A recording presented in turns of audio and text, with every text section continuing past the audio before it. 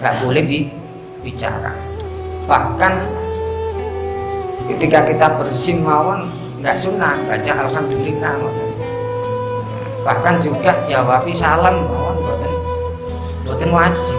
Padahal jawab salam niku wajib. Anak yang salam assalamualaikum sampai waktu pipis akan nang ini masjid.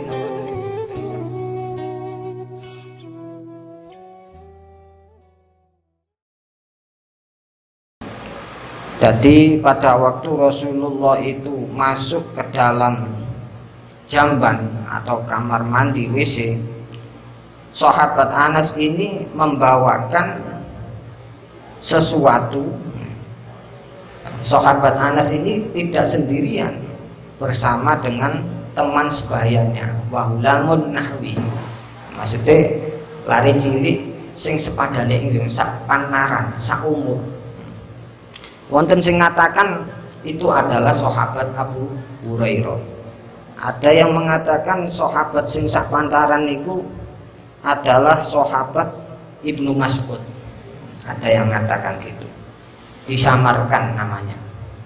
Pun idawatan ing wadah, digawakno idawatan ing wadah. Min ma'in saking banyu. Min ma'in saking banyu. Wa anzatin lan penutup atau kain. Wa anzatin lan kain atau ten mriki niku teken atau tongkat. Wa anzatin lan tongkat atau teken. Fayastanji mongko nuli istinja cewek sapa jeneng Nabi bil ma'i kelawan banyu. Muttafaqun alaihi.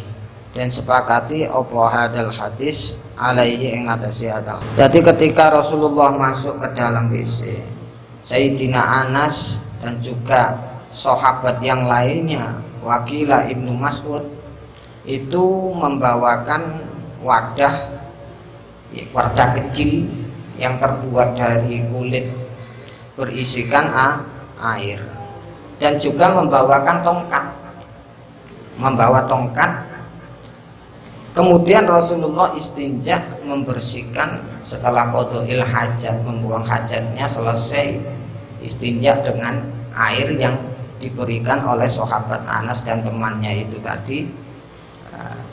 Di situ bisa dipahami ini ketika Rasulullah itu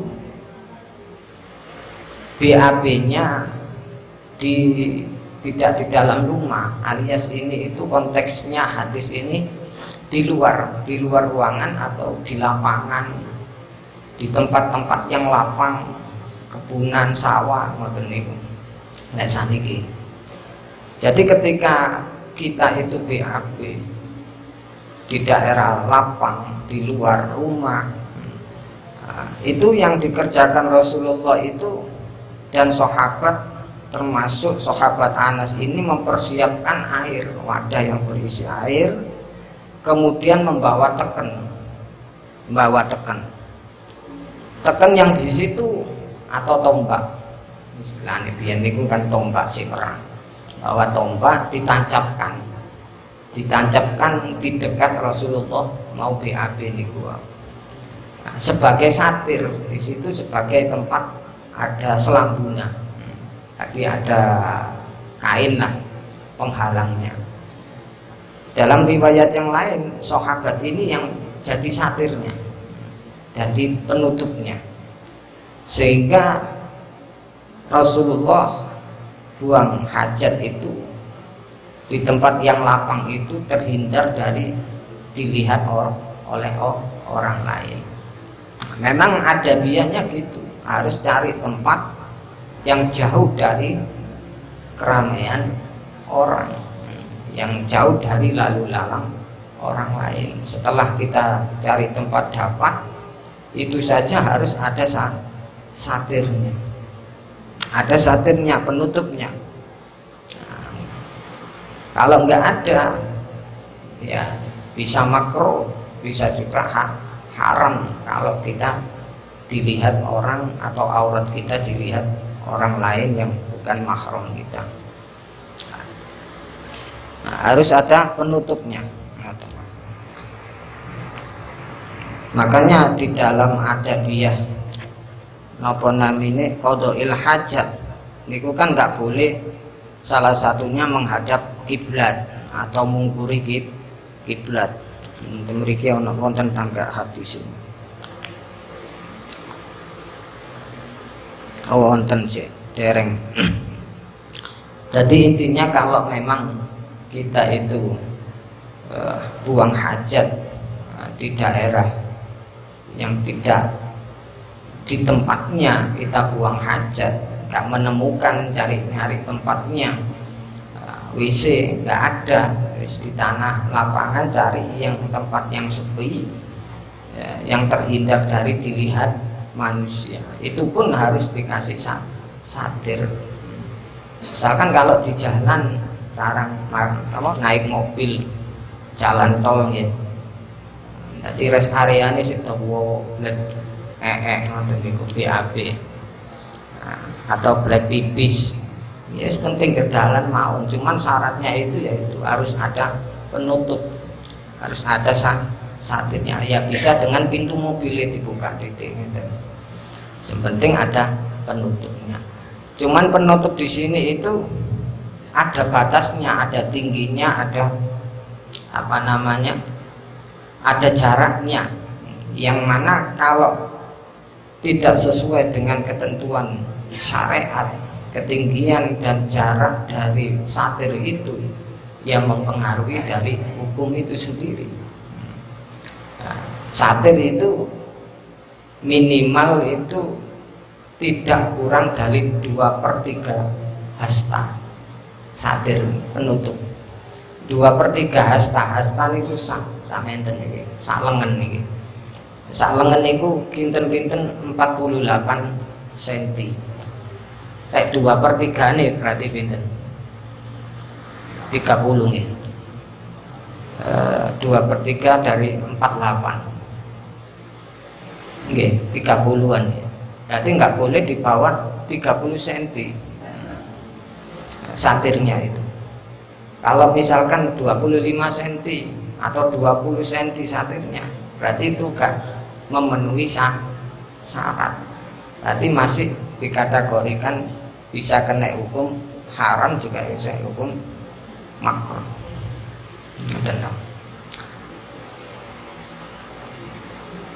Jadi 2/3 hasta caranya, tingginya nih, gak boleh kurang dari 2/3 hasta, atau wis gampangane nggih setengah meter lah wis.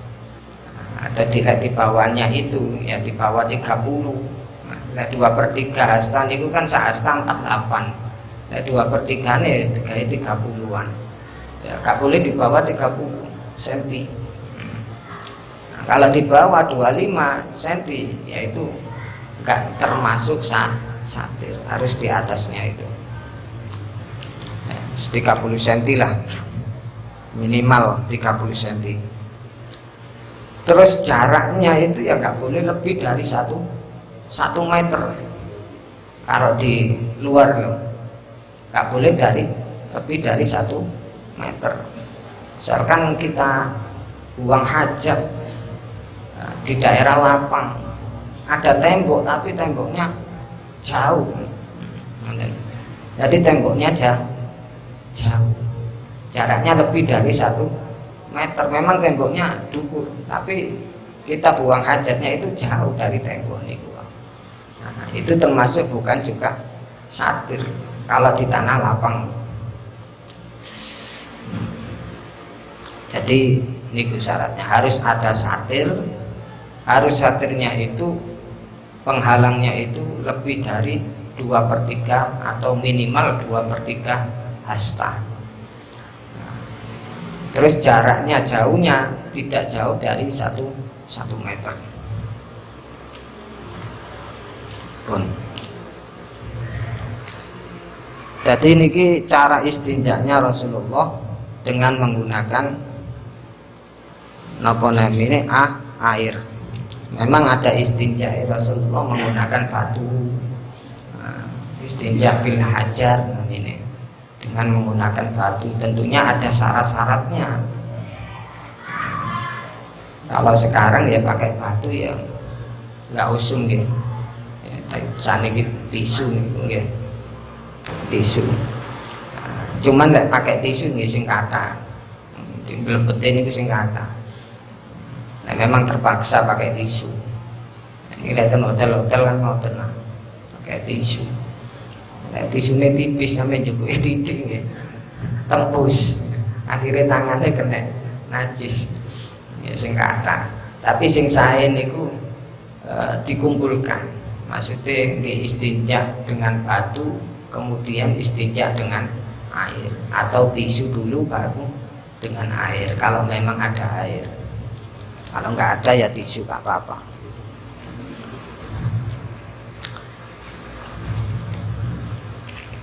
Cek bedo kali tiang-tiang barat, tiang-tiang Nasrani. Jadi di samping tisu ya kalau ada air ya pakai air. Soalnya yang bisa menghilangkan asarun najasa atau bekas dari najis itu cuman hanya dengan air. Nopo namanya dengan tisu atau batu itu tidak bisa membersihkan seluruhnya, bersih nggak bisa, pasti ada bekasnya. Tapi bekasnya itu dimakfu. Tentunya ada kriteria dan syarat-syaratnya istinja bil hajar itu. Pun kalau terusakan hadis yang nomor 4. Anil Mughirah bin Syu'bah, dan riwayataken saking Mughirah ibn Syu'bah radhiyallahu anhu qala Rasulullah sallallahu alaihi wasallam hudil idawah, khud ngalapo sira al idawata ing wadah cilik sing isine banyu. Fantolaka mongko nuli budalan sapa jeneng Nabi hatta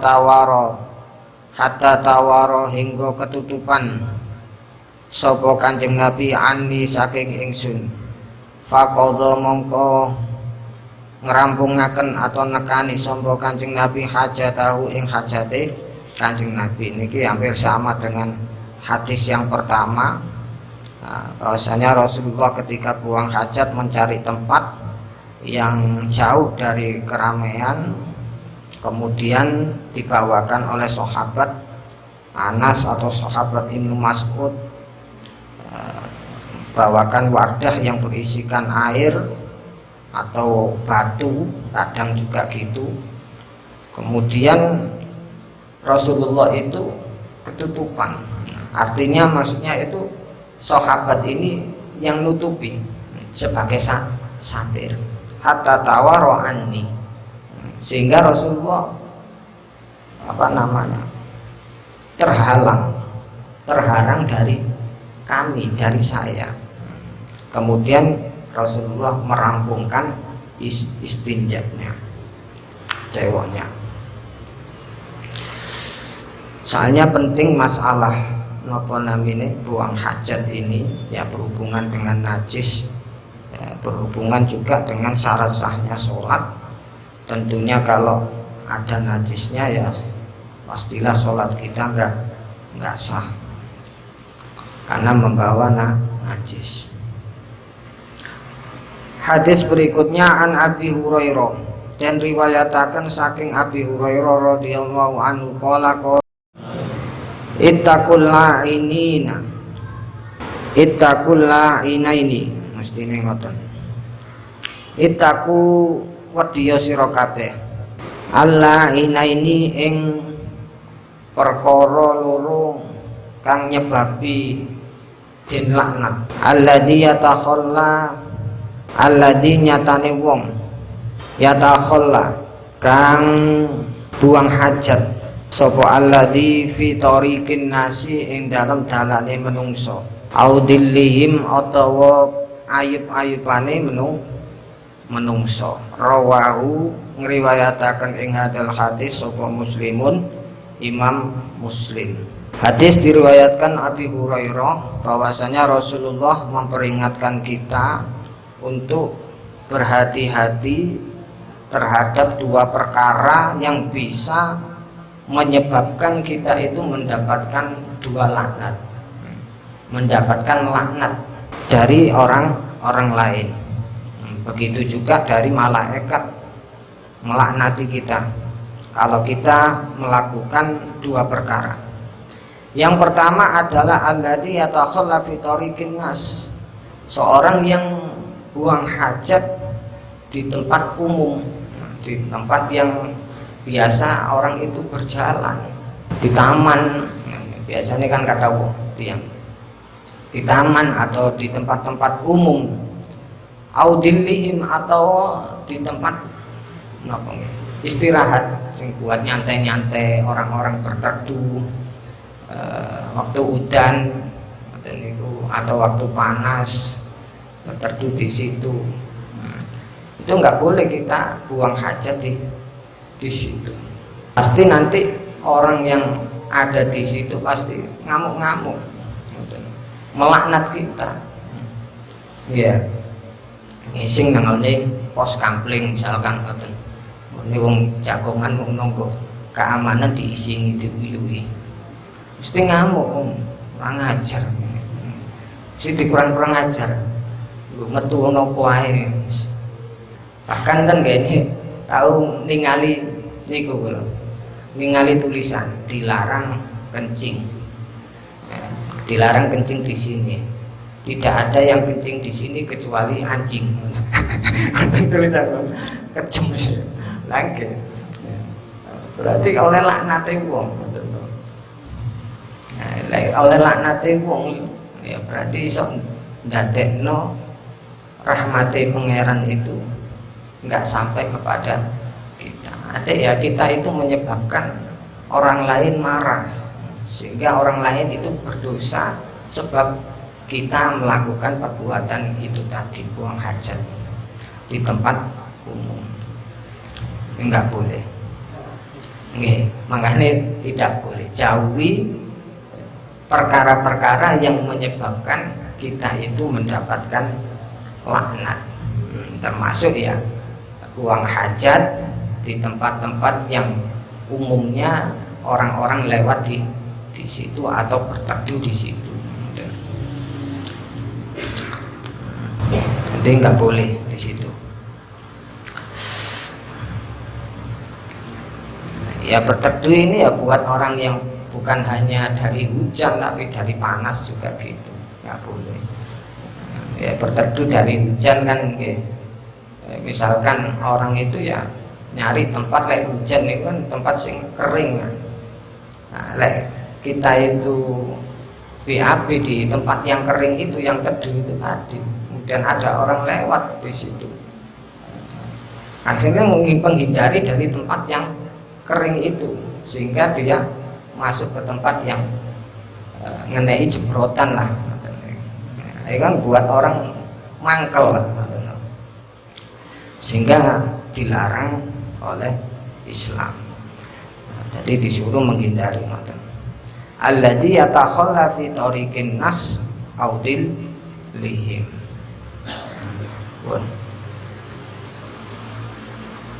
Iki lek tempat umum dilarang. Makruh, ada yang mengatakan makruh pelarangan ini, ada yang mengatakan sampai Imam Ad-Drahi lek sana itu bisa haram. Bisa haram.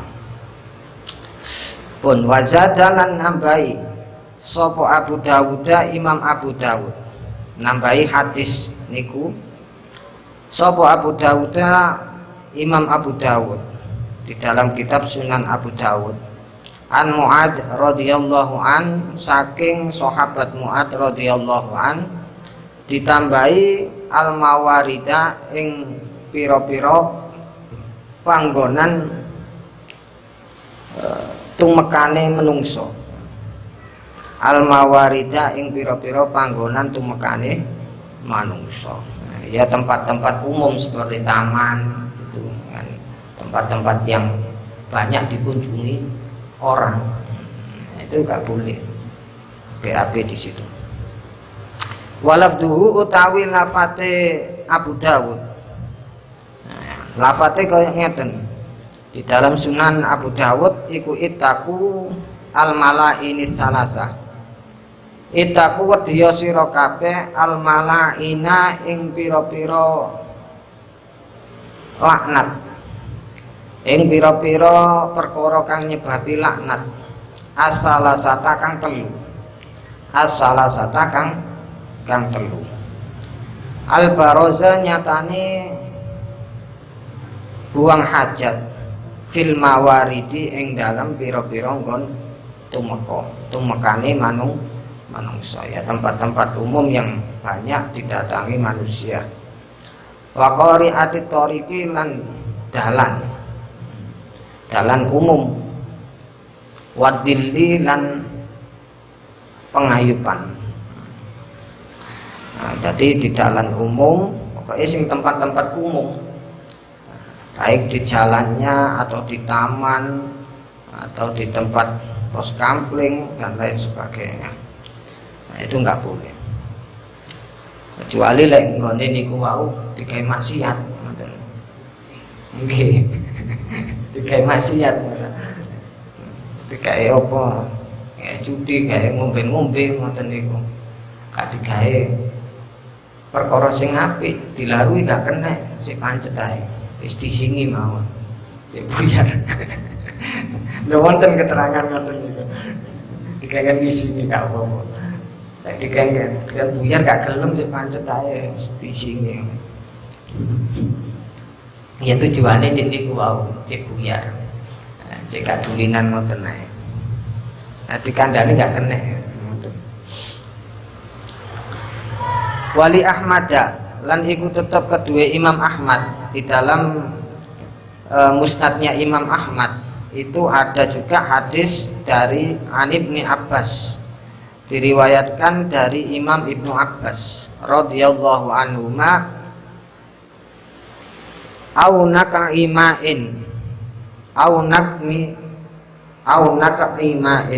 utawa nggon kumpule banyu. Au nakaimain utawa nggon kumpule banyu. Wa fi malan iku tetep ing dalam karone hadis Abu Dawud lan Imam Ahmad niku dukfun utawi apes, hadisnya lemah. Hadis Abu Dawud itu tadi yang 3 laknat itu tadi, disuruh menghindari dari 3 perkara yang bisa menyebabkan laknat, dan juga hadis dari Imam Ahmad niku hadisnya lemah sanadnya. Cuman kalau dibuat fadhailul amal ya gak masalah. Jumhurul ulama gak masalah masalah. Kalau fadhailul amal gak boleh kita itu buang hajat di tempat yang ada air, kolam, tempat kumpulnya air, itu dihindari, nggak boleh. Dan di sini itu ada macam-macam tempat kumpulnya air itu. Ada air itu yang diam, nggak bergerak, nggak mengalir. Ada air itu yang mengalir. Ada air itu yang mengalir maupun yang tidak mengalir itu sedikit, ada yang banyak. Ini nggih ditafsir hukumnya melihat dari napa namanya debit airnya itu. Kalau airnya itu mengalir dan banyak, kita buang hajat di situ, itu nggak apa-apa, nggak sampai makruh atau haram. Jadi airnya buahnya nyekoro, istilahnya itu tabakhur, nyekoro, terus ngalir, kita pipis atau berak di situ nggak masalah, nggak haram ya, nggak makruh, nggak apa-apa. Cuman khilaful aula, kurang baik, kurang baik. Bisa akan meskipun gak apa-apa, enak sing gone nang dukur lah ngoten nah. Misalkan sungai kan ada sing gone dukur dhewe weco. Dadi sing nang nisor. Nek berak di situ kan bisa akan. Juga ada unsur niku napa namanya? Menjaga lingkungan tidak tercemar. Padahal nek perak tok niku nggih. Tapi saniki wis tercemar pabrik-pabrik ini. Jadi sampai sakmonten Islam itu menjaga tentang lingkungan. Padahal ini masalah limbah kotoran manusia yang sifatnya itu ya bisa hilang. Itu aja disuruh jaga, jangan sampai kita itu berak atau buang hajat di air yang mengalir meskipun banyak, nggak baik juga. Ya alasannya ya supaya tidak tercemar air itu. Kalau airnya itu mengalir tapi sedikit, itu ulama menghukuminya makruh. Mengalir tapi sedikit makruh. Begitu juga dengan air yang gak mengalir, yang diam tapi banyak, kayak kolam renang atau niku.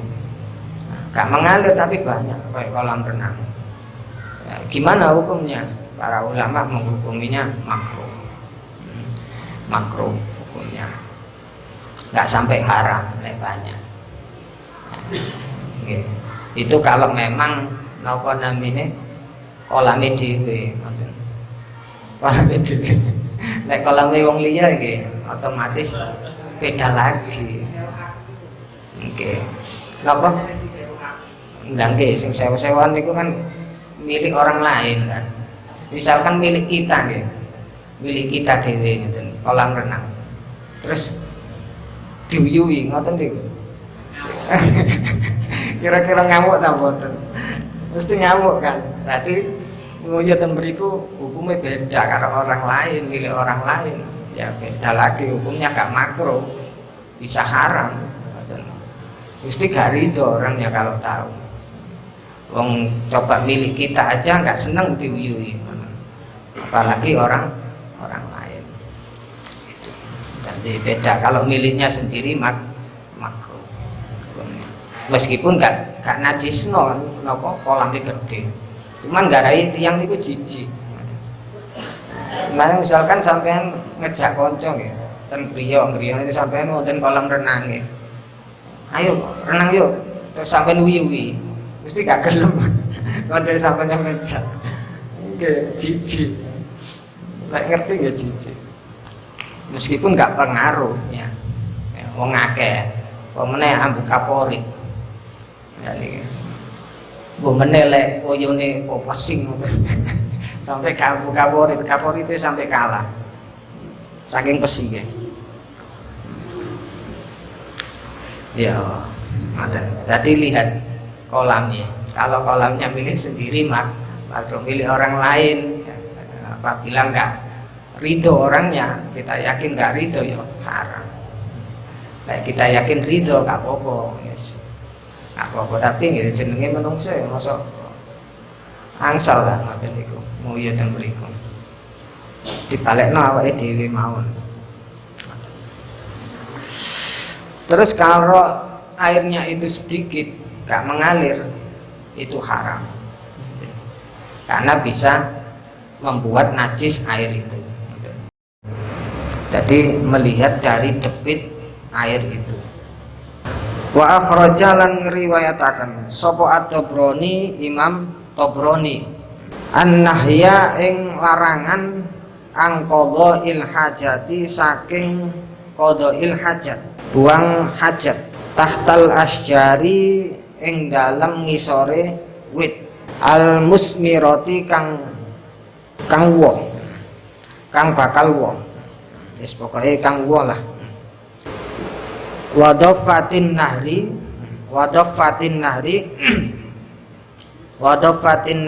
lan ing dalem pinggire kali atau sungai, al jari kang mili opo nahar, min hadisi Ibnu Umar saking hadisi Ibnu Umar bisanadin kelawan sanad doifin kang doif, cuman doif nih. Jadi di sini hadis yang terakhir, lanjutannya hadis di atas adalah diriwayatkan dari Imam Tabrani meriwayatkan hadis dari hadisnya Abdullah bin Umar. Di situ dijelaskan bahwasanya Nabi melarang qada'il hajat, buang hajat di bawah pohon yang berbuah dan juga di kali atau sungai yang mengalir. Itu juga nggak boleh di bawah pohon yang biasa berbuah, baik di musim berbuah atau nggak bermusim berbuah. Nggak harus di musim berbuah, pokoknya sing biasa berbuah.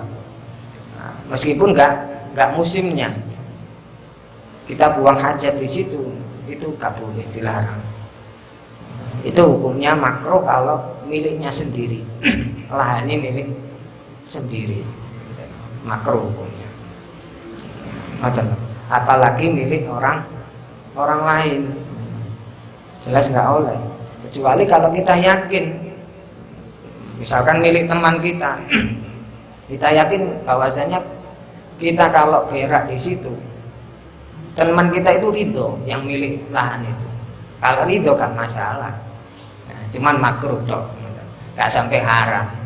Nah, kalau nggak ridho ya haram hukumnya, meskipun nggak berbuah. Karena apa ya, itu tadi, kalau buah ya misalkan pohon jeruk nelbok ya pas niku ya otomatis wassalam. Lah ngoten ta. Paling mboten kok kurang ajar lah, paling ngoten to. Sopo ngisi nang kene iki mah. Paling kan meskipun enggak pas napa namine taine buahe jatuh niku gak saya mesti jijik. Kalau tempat itu biasa dibuat ngoten niku buang hajat. Mesti gak kolu njukuk. Ya. Mesti mboten kolu njukuk. Wah sakit ae ngono. Tae napa namine hewan ae sik kolu. Tae menungso nih. Nggih, gak kolu. Jadi ngoten dilarang. Terus di air yang mengalir, itu tadi pembahasannya ada pelarangan juga. Itu kalau airnya mengalir tapi airnya sedikit, makruh. Bahkan kemakruhan itu juga semakin semakin berat kalau kita itu berak atau buang hajat di tempat yang mengalir atau kolam lah, tapi di malam hari niku kemakruhannya sangat berat, karena malam hari niku kolam ngoten niku dikuasai jin. Makanya gak dioleh, dilarang, dikuasai jin bengi-bengi niku. Senengane jin mriku. Termasuk kencing di lubang. Ngoten lah, teng sawah-sawah biasa wonten nggih. Lubang yuyu, lubang semut. Mentang-mentang semut napa abang. Ngangkel iki nyewopet setuju ya. Mboten asal ya, meskipun omahe semut abang. Nyokotan kan mboten asal ya. Jadi lubang-lubang nopo ae yuyu, niku mboten asal. Bang ulo, gak oleh duyui. Soalnya bisa ganggu hewan yang lainnya, makhluk hidup yang lainnya, terutama jin. Wonten mriku wonten jine, lubang ngoten niku dinggeni jin. Hati-hati sampeyan. Pun duyui. Pun pas enak-enak jine wae turu ngeten ya. Terus sampean mari maem napa? Pete sing gak enak niku. Wah diuyuhi, enak jin turu diuyuhi, mangkel jin. Iso kondangan.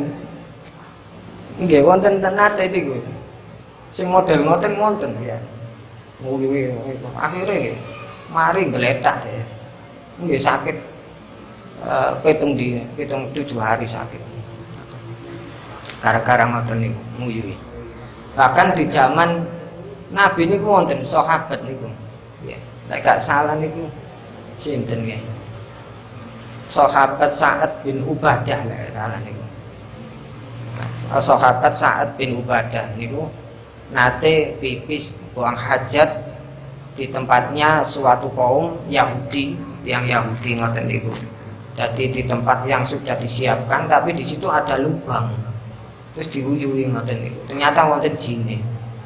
Akhirnya jine gak lama sahabat niku Sa'ad bin Ubadah niku sedo. Terus Kanjeng Nabi napa sahabat lain itu dipeduli. Ubadah iki mati gara-gara aku. Gara-gara pipis nang ngene omahku diuyui. Wes ngoten. Wonten niku. Tadi gak salah niku sahabat Sa'ad bin Ubadah. Ya, ayo hati-hati mau. Niku larangan-larangan yang harus dihindarkan ketika kita buang hajat. Tempatnya itu di mana yang diperbolehkan, mana yang nggak boleh. Nah, itu harus kita perhatikan di dalam buang hajat. Pun kula terus nggih. An Jabir, dan riwayataken saking sahabat Jabir radhiyallahu anhu qala dawuh sapa Rasulullah utusane Allah, ida tahawwata ari kalane sapa rajulani wong lanang loro fal yatawaro mongko tutup-tutupono sapa kullu wahidin saben-saben suwiji minuma kang saking kalune rajulani an sahibi saking koncone rajulani atau kullu wahid wala yatahaddatsa lan ojo omong-omongan sapa karone rajulani fa innallaha krana satemene Allah iku yang kutu bendu sapa Allah ala dalika ing atase mengkono tahaddis niku omong-omongan. Jadi hadis ini diriwayatkan oleh sahabat Jabir menjelaskan bahwa Rasulullah mengatakan ketika ada dua orang yang mau berak atau buang hajat, maka hendaknya salah satunya itu menutupi temannya kalau memang di area lapang atau di tempat yang tidak khusus untuk buang hajat, itu temannya harus atau membuat satir lah, nutupi supaya nggak kelihatan orang. Wala yatahaddatsa, dan tidak boleh omong-omongan, ngobrol. Nah ini karena apa? Fa innallaha yamqutu ala dalik. Karena sesungguhnya Allah sangat murka, marah perbuatan seperti itu. Jadi ngobrol. Ten pondok niku pondok Lirboyo lek gak salah niku jedinge ning ada jeding apa WC-ne. WC-ne niku jejer-jejer. Ning sore niku kolam iwak. Dadi lek santri kula nate dulin ta lek. Dulin kok tak ngek ngoten. Cari kanca kono lho jedinge WC-ne. Nang ndi WC-ne? Ada nang ngene mboten dukure kolam. Dadi jejer-jejer ngoten niku. Niku nek satire ndek ngeten sampeyan. Dadi santri ngoten pinggir ngene omong-omongan nggih saged ngobrol nggih rokokan. Enak. Jadi nggak boleh ngobrol ngoten pas buang hajat. Tidak boleh berbicara. Niki pas buang hajat terus Imam Ibnu Hajar kalau pas buang hajat itu nggak boleh bicara, makruh hukumnya. Nah, kalau Imam Ad-Ra'i bisa haram kalau yang dibicarakan itu atau yang diucapkan itu adalah Al-Quran. Kalau Imam Ibnu Hajar cuman makruh, nggak baik juga omong-omongan atau bicara, apalagi nyanyi, nang jeding nyanyi pas buang hajat sih itu nggak boleh. Karena buang hajat niki ada dua macam larangannya. Bicara niki loh, ketika buang hajat, pas buang hajat niki dilarang, nggak boleh bicara. Bahkan ketika kita bersim mawon nggak sunnah baca alhamdulillah ngoten. Bahkan juga jawabi salam mawon boten wajib. Padahal jawab salam niku wajib. Ana tiyang salam assalamualaikum sampai waktu pipis. Akan nang ini masjid ngoten niku mboten usah dijawab. Karena dalam keadaan pipis. Nah, Nabi juga pernah gitu. Pas waktu pipis ada sahabat yang mengucapkan salam, tapi nggak dijawab. Mantun wudu hari pipis bebersih terus wudu mantun wudu diparani sahabat niku paling Nabi. Kenapa aku mang awakmu salam gak tak jawabi? Karena aku gak seneng nyebut apa suatu kebaikan itu di tempat yang tidak suci. Jadi diberitahu. Jadi nggak boleh kita itu adabnya ketika di dalam WC berbicara.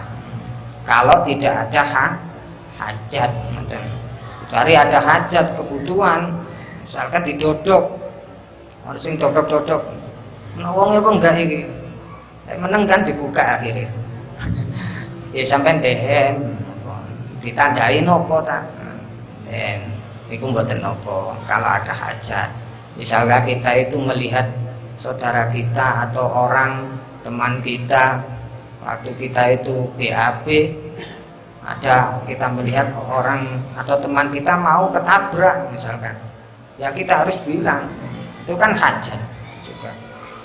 Nah, harus kita beritahu. Ada ular yang mau matok misalkan teman kita, ya, kita tahu waktu BAB ya kita bilang itu ada hajat gak masalah. Nah, kalau nggak ada hajat tidak boleh, makruh, bahkan ada yang mengatakan haram. Apalagi yang dibaca ayat Al-Quran.